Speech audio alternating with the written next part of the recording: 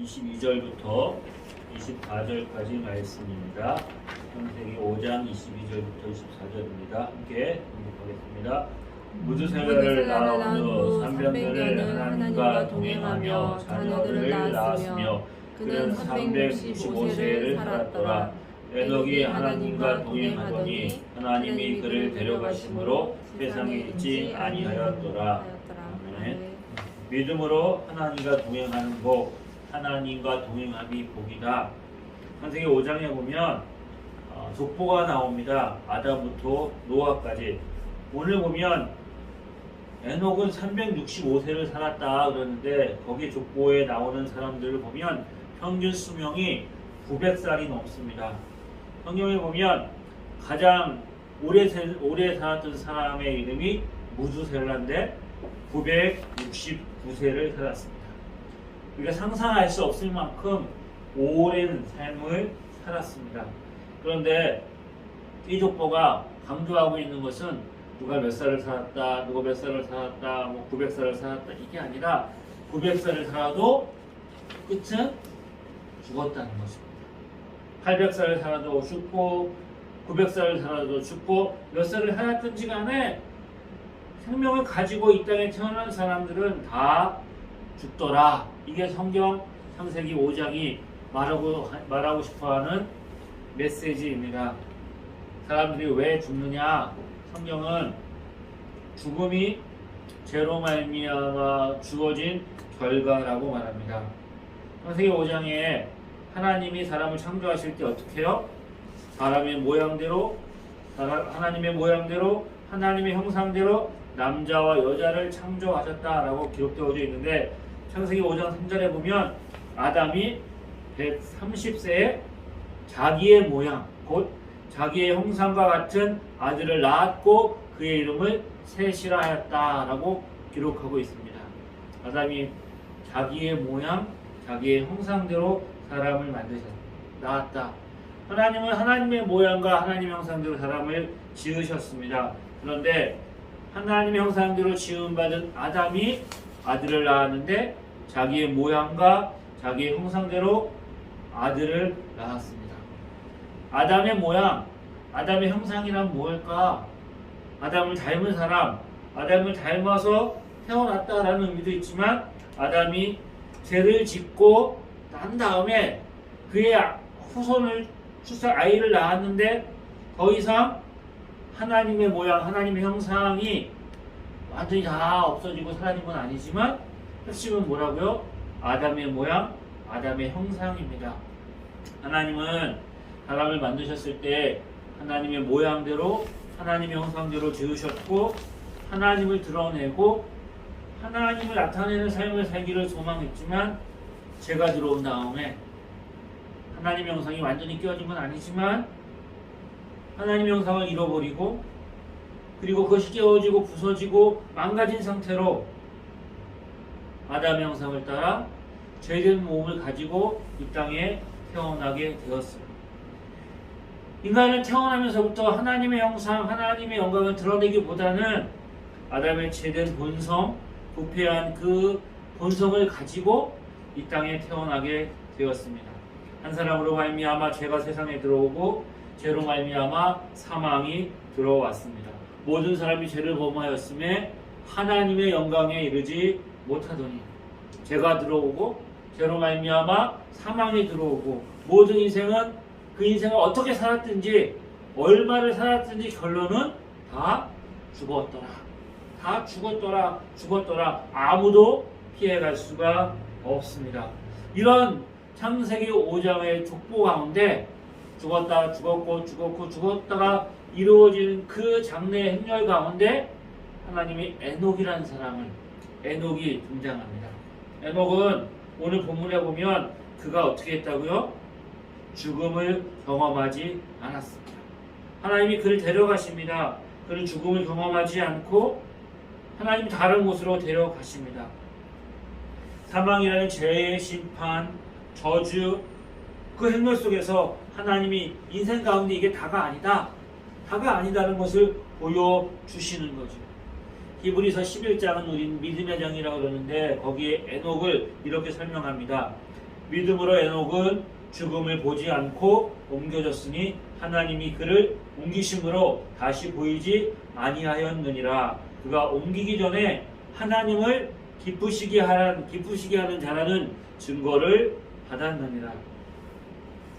에녹은 믿음으로 죽음을 보지 않고 옮겨졌습니다.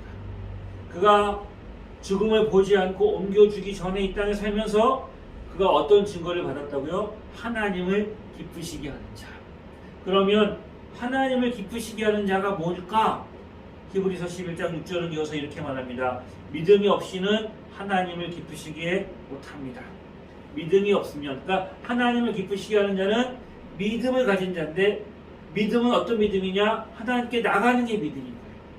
하나님께 나갈 때 어떻게 나가느냐? 하나님이 계신 것과, 반드시 그가 계신 것과 자기를 찾는 자들에게 상 주시는 이심을 믿어야 할지라. 하나님을 기쁘시게 하는 것은 어떤 사람이라고요? 믿음을 가진 사람. 믿음을 가진 사람은 어떻게 한다고요? 하나님께 나갑니다. 하나님께 나갈 때 그냥 나가는 것이 아니라 그 믿음의 내용이 있는데, 하나님이 반드시 그가 계신 것과, 하나님이 계신 것과 자기를 찾는 자들에게 상 주시는 이심을. 이 상이라는 말을 우리가 복이라는 말로 바꿔도 무관할 것 같아요. 우리에게 복 주시는 하나님, 뭐가 복인 거예요? 믿음이 복인 거죠. 하나님께 나가는 게 복인 거예요. 그 안에 통해서 하나님을 기쁘시게 함으로 말미암아 우리 안에 하나님이 주시는 상이 있는 거예요. 2023년 우리가 복 있는 사람하고 시작되었어요. 우리 인생이 복 있는 인생이 되기를 소망합니다. 2023년 한 해 동안 복 있는 사람으로 살기 위해서 우리에게 필요한 게 뭐라고요? 하나님을 기쁘시게 하는 거예요. 하나님을 기쁘시게 하는 건 어떤 거라고요? 어쨌든 하나님께 나가는 거예요. 하나님께 나감으로 하나님이 주시는 그 은혜, 그것으로 말미암아 에녹이 누렸던 복, 하나님과 동행하는 복, 이 복을 누리고 살기를 우리가 소망합니다. 오늘 읽었던 창세기 5장에 에녹의 삶을 설명하면서 반복적으로 등장하는 말이 있습니다. 그것은 그가 하나님과 동행했다는 거예요. 하나님과 동행했다. 하나님과 동행했다. 하나님과 동행하는 삶, 그 삶이 하나님을 기쁘시게 했고, 그 하나님을 기쁘시게 한 그 삶에 그 동행하면서 그 삶을 통해서 그가 하나님 주시는 은혜와 복을 누리며 살게 된 거죠. 우리 인생 좀 살아가면서 우리에게 필요한 것, 하나님과 동행하는 삶, 하나님과 함께하는 삶, 하나님을 기쁘게 하는 삶. 자, 에녹이 어떻게 그러면 하나님과 동행하게 되었을까? 오늘 본문에 보면 에녹이 365세를 살았어요. 365세를 살았어요. 근데 에녹이 하나님과 동행했던 시간은 얼마라고요? 300년입니다. 300년을 하나님과 동행했어요. 그러면 365세를 살았는데 300년을 동행했으면 그의 나이 65세 때 뭔가 변화가 일어난 거예요. 그러니까 65세 때 그전의 삶과 65세 이후의 삶이 에녹에게 있어서는 달라진 거예요. 달라졌는데 그 달라짐을 뭐라고 표현하느냐? 하나님과 동행했다는 거예요. 그럼 에녹의 나이 65세 때 무슨 일이 일어났느냐? 성경에 보면 에녹의 나이 65세 때 그가 아들을 낳습니다. 그 아들이 누구냐? 무드셀라입니다. 무드셀라를 65세에 낳은 거예요. 아들을 낳은 것이 인생의 큰 변화지요. 아버지가 되었다는 게 얼마나 경이롭고 놀라운 일입니까? 하지만 아들을 낳았다고 인생이 다 변하지 않습니다. 아들을 낳았다고 인생이 다 달라지지 않고 다 하나님과 동행하지는 않는 거예요. 어쨌든 하나님과의 동행하는 삶과 하나님과 동행하지 않았던 이전의 삶은 분명히 달랐을 거예요. 그전에는 그도 이 세상을 살아가는 사람들과 똑같이 이 땅에게 전부인 것처럼 눈에 보이는 것을 쫓고 자기 욕심과 욕망을 따라서 이 땅에서 어떻게 하면 성공하고 행복하게 살 수 있을까? 그런 마음을 가지고 그는 살았을 거예요. 어떻게 보면 세상과 동행하는 삶을 살았겠지요. 그런데 무주세라를 낳고 난 다음에 하나님과 동행하는 삶을 살게 된 거죠. 자, 그러면 어떤 일이 그때 일어났을까? 유다서 1장에 보면 에녹이 무주세라를 낳았을 때 하나님의 말씀을 듣습니다. 하나님의 말씀을 듣는데 어떤 말씀이냐? 무주셀라가 죽을 때에, 내 아들이 죽을 때에 이 땅에 하나님의 심판이 임할 것이다. 무주셀라가 에녹이 살았던 시대는 그의 증손자인 노아가 살았던 시대랑 다르지 않았을 거예요. 하나님의 아들들이 세상의 딸들과 결혼하고 그들 안에 부패와 타락이 심해서 하나님 보시기에 심히 정말 하나님 보시기에 너무나 악했던 세상 에녹이 살았어요. 하나님께서 무주셀라가 나왔을 때 이 아들이 죽으면 세상에 심판이 온다. 그러면 사람이 태어나는 것은 정해져 있는데 사람이 죽는 것은 정해져 있죠. 무주셀라가 언제 죽을지 모르는 거예요. 하나님에 대한 심판의 메시지가 주어졌으니까 이 아들이 언제 죽을지 모르니까 그때부터 에녹이 무엇인가 어떻게 해요? 하나님이 이 땅을 심판하시는 날이 오는데 그 심판의 날에 내가 구원 얻기 위해서 내 삶이 이대로 살면 안 되겠다. 그러면서 그는 그때부터 하나님과 동행하는 삶을 걸어가기 시작하는 거예요. 당시에 가인의 후손들은 음악과 사업과 그리고 여러 가지 많은 예술로 문명을 발달시킵니다. 이 땅에 있는 것이 전부인 것처럼 하나님 없는 삶을 그들은 살아가고 있었어요. 세상에 쌓은 업적과 성공을 자랑하면서 살아갑니다. 사람은 상하게 하고도 뉘우치거나 마음의 가치를 느끼는 것이 아니라 도리어 그것을 자랑하는 시대가 그 시대였던 거예요. 여전히 이 땅의 것들이 전부인 것처럼 많이 쌓은 것을 자랑하고 노래하며 살아가고 하나님을 기뻐하는 삶은커녕 하나님 없는 인생을 살아가는 그 시대를 바라보면서 하나님이 이 땅을 내가 심판할 것이다. 이 메시지를 들은 에녹의 삶이 변화가 되어진 거예요. 에녹의 삶이 바뀐 것입니다. 직업이 바뀐 것도 아니에요. 인생을 바라보는 눈이 변화되어진 것입니다. 삶을 변화시키고 그리고 그 삶이 이제 주님과 동행하는 삶으로 나아간 거죠. 이것을 거듭해서 말하면 성경은 뭐라고 말한다고요? 삶의 방향을 바꾼 거예요. 삶의 방향을 전환시킨 거예요. 회개한 거죠. 회개하고 돌이키고 그때부터 주님과 동행하는 삶을 살아가고 있는 거예요. 저와 여러분도 예수 믿었다는 것은 뭐예요? 내가 죄인인 것을 깨닫는 거잖아요. 깨닫고 내 인생 이렇게 살면 안 되겠다. 내 믿음으로 하나님 의지하고 살아야 되겠다. 천국 바라보며 살아야 되겠다. 돌이킨 거예요. 그때부터 우리는 어떤 삶을 시작한 거예요? 하나님과 동행하는 삶을 시작한 거예요. 저와 여러분은 이미 하나님과 동행하는 삶을 살아가고 있는 거예요. 어떻든지 간에 우리의 삶에는 예수 믿기 전과 예수 믿고 난 다음에 삶이 같을 수가 없어요. 같을 수가 없는 거예요. 에녹의 삶이 변화되기 시작합니다. 그가 동행합니다. 하나님과 동행합니다. 동행한다는 것은 뭐예요? 같은 방향, 같은 목적지를 향해 걸어가는 거예요. 사람이 동행하다가 방향이 달라지면 이제 돌아서지요. 갈림길이 있으면 나는 오른쪽으로 가면 방향이 다르면 이 사람은 왼쪽 길로 갑니다. 어느 동안은 동행할 수 있지만 어느 순간에는 갈라지는 순간이 오는 거지요. 목적지가 다르면 방향이 다르면 갈라서게 되어져 있습니다. 동행한다는 것, 한 방향, 한 목적지를 향해서 함께 걸어가는 거죠. 동행하면 몸만 같이 가는 것이 아니라 마음도 같이 가야죠. 뜻도 같이 가야죠. 아모스 3장 3절에 보면 두 사람이 마음이 맞지 아니하면 어찌 동행하겠느냐. 몸만 같이 있다고 해서 동행하는 게 아니라는 거예요.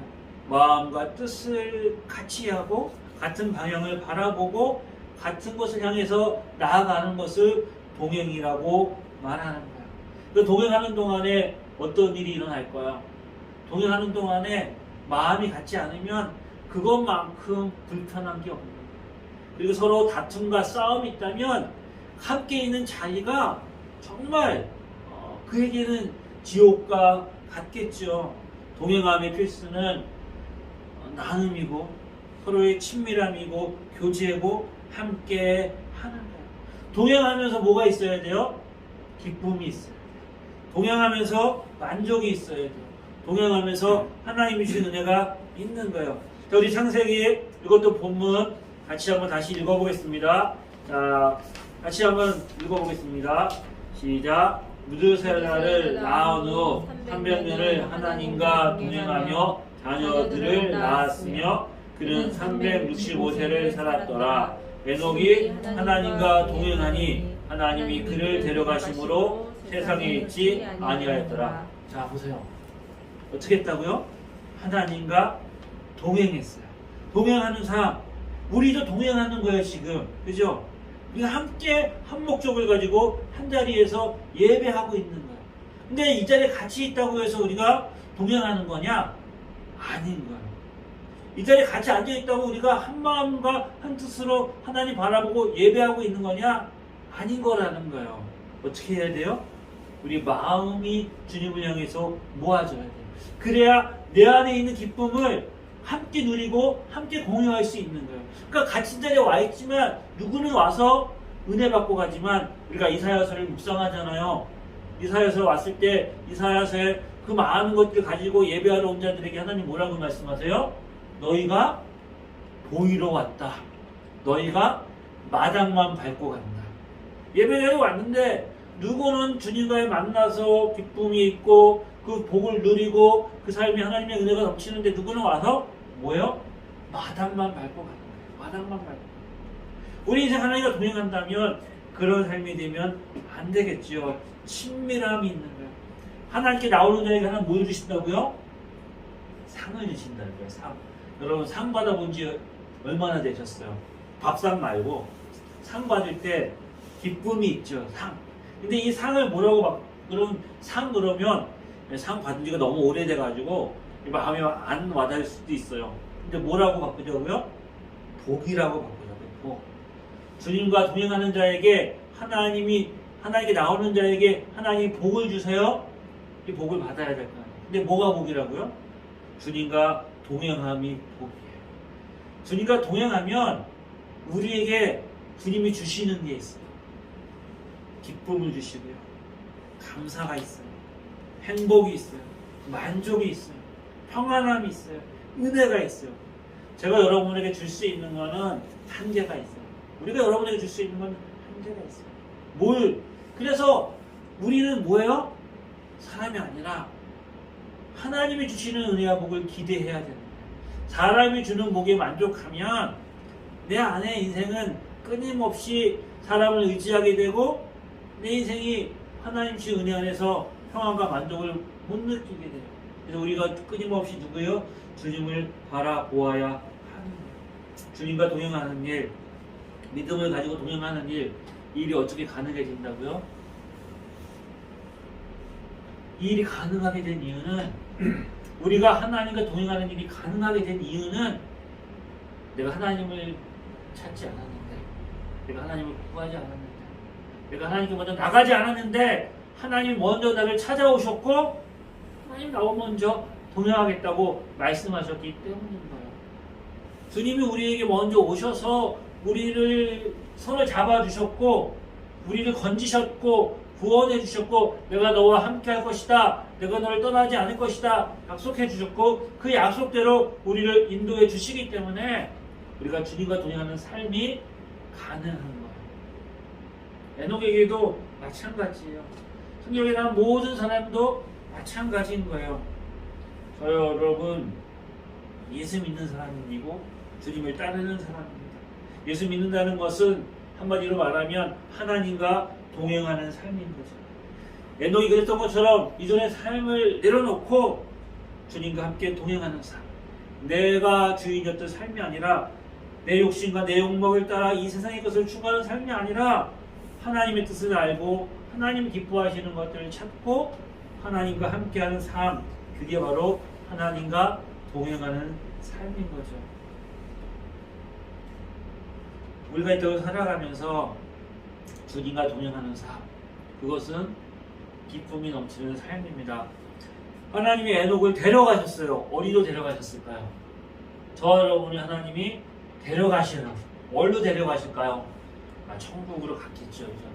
하나님 우리 인생을 천국으로 데려가셨어요. 근데 우리가 불렀던, 즐겨 부르는 찬양 중에 이런 가사가 있잖아요. 어디가 천국이라고요? 토막이나 궁궐이나 주님 계신 곳이 천국이잖아요. 그러니까 천국이 어디라고요? 주님과 동행하는 그곳이 천국이에요. 내가 주님과 동행하는 그 자리가 하나님의 나라인 거예요. 에녹이 어떻게, 언제부터 그 인생이 변화되어지고 하나님과 동행하는 삶을 살게 되었다고요? 언제부터요? 부하 형제, 언제부터 그 삶을 살게 됐다고? 언제부터? 언제부터 그 삶을 살게 됐다고요? 무드셀라를 낳았을 때, 그죠? 그때가 365세 때. 자, 보세요. 날 보라고. 눈을 들어서 날 보라고. 내 눈을 딱 봐. 밑에 볼 필요 없고 날 딱 봐. 알았지? 딱 날 눈을 봐. 좀 봐. 지금 아니면 언제 보겠어? 딱 보라고. 눈을 딱 들고 고개를 돌리고 딱 봐. 싸워야 돼. 믿음의 싸움인 거야. 지면 안 돼. 계속 지면 지는 게 너무 당연해지는 거야. 네? 봐. 보라고. 지금 나 안 보잖아. 날 보란 말이야. 난 계속 두 형제 보는데 나 안 보잖아. 네? 들어야지. 싸워야지. 네? 나와서 듣고 봐야지. 지금 왜 안 봐? 네? 보란 말이야. 눈을 마주치자고. 그래서 하나님의 말씀을 내가 받아야 돼. 그래야 복을 누리지, 복을. 복을 빼앗기면 안 되잖아요. 계속 사단은 우리에게 주는 하나님의 복을 빼앗아 가려고 한단 말이야. 뺏기면 안 돼요. 받아야지. 거기에 생명이 있는데. 변화되어야 되잖아요. 에녹이 하나님 말씀 들었어요. 들으니까 그에게 복이 임한 거야. 들으니까 변화가 되는 거예요.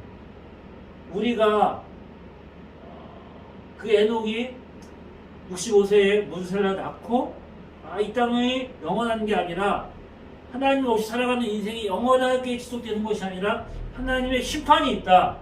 반드시 심판이 있다. 이 메시지를 들은 거예요. 예수님이 십자가에 죽으시고 부활하셨어요. 승천하셨어요. 그리고 뭐라고 말씀하셨어요? 내가 본대로 내가 다시 올 거야. 네가 본대로 다시 올 거야. 인생이 언제 죽을지 모르잖아요. 언제 죽을지 몰라요. 그러니까 무드셀라를 낳고 난 다음에 에녹은 긴장하는 거예요. 내가 사는 이 세상에 심판이 있다. 그럼 어떻게 해야 돼? 깨어 있어야 되겠다. 깨어 있어야 되겠다. 긴장하는 거예요. 이대로 살면 안 되겠다. 예수님 다시 오신다고 그랬어요. 예수님 다시 오신다고 약속한 게 언제예요? 2000년 전이잖아요. 아직도 안 왔어. 안 오셨어. 언제 오실지 몰라. 오시겠지. 이렇게 살면 세상 사람들과 똑같이 사는 거예요. 예수 믿었다고 하더라도. 근데 예수님 내일 오실지 몰라요. 아니 오늘 밤에 오실지 몰라요. 예수님 오시는 그 종말에 대한 징조는 2000년부터 계속적으로 일어나고 있어요. 전쟁이 끊이지 않아요. 재앙이, 쓰나미와 지진과 분쟁과 이런 게 끊이지 않아요. 계속적으로 하나님이 세상을 흔들어놔요. 지진으로 흔들고 자연재해로 흔들고 전쟁으로 흔들고 계속 흔들어요. 그 흔들는 이유가 뭐예요? 이 세상이 영원하지 않다. 이 세상이 영원하지 않다. 이 세상에 대한 종말이 있다. 주님 다시 오신다고 약속했다. 그 약속을 우리가 받은 거잖아요. 그럼 우리도 어떻게 해야 돼요? 에녹이 그랬던 것처럼 깨어서 주님과 동행함으로 주님과 동행함으로 에녹은 옮겨져서 천국을 맛보았지만 성령님 오신 이후로 하나님 나라가 너희에게 있다는 말씀하신 이후로 우리는 어떻게 해요? 이 땅에서 주님과 동행함으로 천국은 아니지만 천국을 맛보는 삶을 약속하셨고 그 삶을 우리가 살게 되는 거죠. 주님과 동행하는 삶. 많은 사람들은 주님과 동행하려고 하니까 어떻게 해야 된다? 세상을 끊어버려야 돼. 내 자신을 끊어버려야 돼. 그럼 어떻게? 산으로 들어가자. 사람이 없는 곳에, 한적한 곳에 가자. 그곳에서 내가 주님만 바라보고 살아야 되겠다. 그렇게 했던 많은 사람들이 있어요. 에녹도 그렇게 했을까? 그렇지 않다고 생각을 해요. 성경은 그렇게 말하고 있지 않거든요. 에녹은 이제 일어나서 어떻게 했을까요? 열심히 무드셀라를 키웠겠죠. 무드셀라를 키우기 위해서 어떻게 해요? 일을 해야죠. 일도 하고 또 무드셀라를 가르치고 또 사람들도 만나고 우리와 똑같은 일생생활을 살아갔어요. 일생생활을 살아갔지만 그는 뭔가 다른 삶, 너무나 평범하고 반복되어지는 삶을 살았지만 그는 그 가운데 주님 바라보고 믿음으로 주님과 동행하는 삶을 살아가는 거예요. 믿음으로 산다는 것, 주님과 동행한다는 삶을 산다는 것은 꽃길을 걷는 게 아니고 비단길을 걷는 게 아니고 끊임없이 내 자신과 싸워야 되는 싸움입니다. 어떻게든 나의 본성, 세상 사람처럼 살고 싶은 그 마음의 유혹, 세상의 여러 가지 말로 인하여서 우리의 마음을 흔들어 놓을 때 거기에 따라가지 않고 그것을 분별하고 내 자리를 지키고 하나님 바라보고 살아가는 그 싸움을 매일매일 싸워야 됩니다. 우리는 끊임없이 조금만 틈을 주면 세상의 유혹에 빠져들고 우리 안에 있는 육신의 정욕과 안목의 정욕과 이생의 자랑에 내가 맞아서 끝없이 죄된 본성이 나를 그것으로 끌려가려고 하는데 그때마다 내 자신을 부인하고 주님 바라보고 믿음으로 살아가는 삶.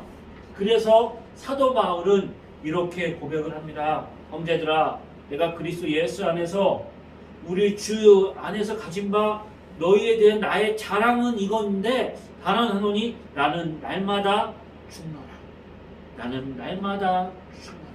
매일매일 자신을 죽이는 싸움, 이 싸움이 바울에게 있었고 이 싸움을 통해서 그는 주님과 동행하는 삶을 살아가는 거죠.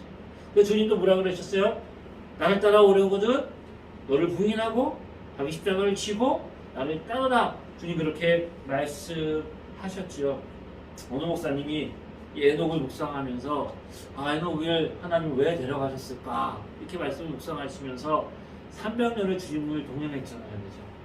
그 얘기는 뭐예요? 300년 동안 그 세월 동안 자기를 죽이는 싸움을 에녹은 매일매일 합니다.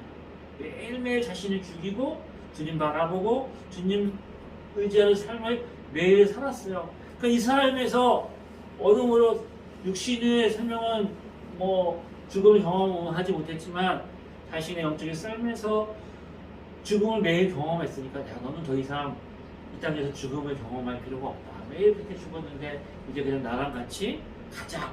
이래서 에녹을 데려가셨다는 거예요. 그럴듯하죠.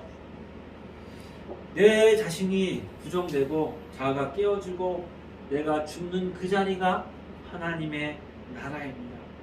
우리의 마음, 주님과 뜻을 하나로 모아서 주님 의지하고 주님 깨닫고 주님 바라보고 살아가는 그 삶이 뭐라고요? 복 있는 삶이에요. 뭐가 복입니까? 뭐가 복일까요? 주님과 동행함이 복입니다. 우리 인생 살아가면서 내가 있는 그 자리, 내가 있는 시간 주님 오는 자리가 없고 늘 깨어서 주님 바라보고 그렇게 내 삶에 내 십자가를 지고 주님을 따라가는 그 삶을 살아갈 때 주님께서 이 땅에서 우리가 주님 주신 은혜를 얻을 뿐만 아니라 더 풍성하게 얻고 그래서 부끄러움 당하지 않고 하나님 영광을 드러내며 주님 행하신 일을 간증하며 또한 우리가 주신 은혜들을 나누며 그렇게 주님 오시는 그날까지 기쁨이 넘치고 부요가 넘치는 복된 삶 살아가겠다고 약속하셨습니다. 이제 2023년 새해 복 많이 받으세요. 또 새해 인사하고 또 다른 새해를 우리가 시작했습니다. 정말 저와 여러분의 삶이 복 있는 삶 되기를 소망합니다. 좋으신 하나님 아버지 감사합니다. 우리 인생 복 있는 삶으로 부르셨습니다. 복 있는 인생 되게 하여 주시옵소서. 복 있는 자리에 서 있게 하여 주시옵소서. 이 싸움을 싸우게 하여 주시옵소서. 지치지 않게 하여 주시옵소서. 낙심하지 않게 하여 주옵소서. 끝까지 이 믿음의 경주를 우리가 싸워갈 수 있도록 은혜 도와여 주시기를 소망합니다. 성령 우리 가운데 함께 하시며 내가 너를 떠나지 않겠다고 하신 약속의 말씀을 의지하고 나갑니다. 임마누엘의 하나님, 이 시간 우리 함께하여 주옵소서. 감사드리며 예수님의 이름으로 기도드립니다. 아멘. 이제는 우리 주 예수 그리스도의 은혜와 하나님 아버지의 크신 사랑하심과 성령의 감화 감동 내주 위로 교통하심이 주를 믿고 주를 따르며 주와 함께 동행하기를 소망하는 하나님의 자녀들을 위해 지금부터 영원히 함께 하시기를 간절히 축원하옵나이다. 아멘.